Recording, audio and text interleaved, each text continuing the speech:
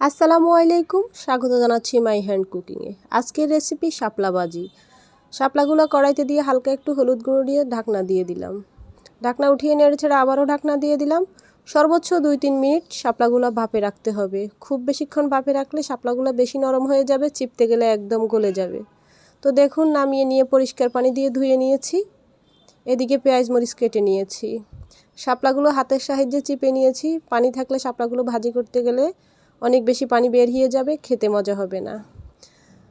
তো কড়াইতে তেল দিয়ে দিলাম, তেল গরম হয়ে গেছে। তেলের মধ্যে দিয়ে দিলাম পেঁয়াজ কুচি আর কাঁচামরিচ দিয়ে একটু নেড়ে ছেড়ে দিব।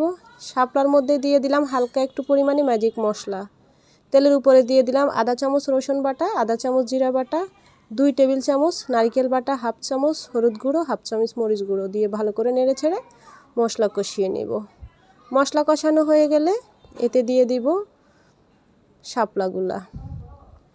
শাপলাগুলা দিয়ে এপিট ওপিট করে নেড়ে ভালো করে সব উপকরণের সাথে মিক্স করে নিয়ে চুলার তাপ মিডিয়াম হিটে দিয়ে ঢাকনা দিয়ে দিব। 2-3 মিনিট পর পর উঠে নাড়াচাড়া করে নিব। লবণ দেখে নিয়েছি। শাপলার সবগুলো মশলার কাঁচা গন্ধ চলে গিয়ে সিদ্ধ হয়ে গেছে, নারকেলের গ্রান বেরিয়ে এসেছে। শাপলা ভাজি হয়ে গেছে, এখন নামিয়ে পরিবেশন করে নিলাম। ভালো থাকেন। আল্লাহ।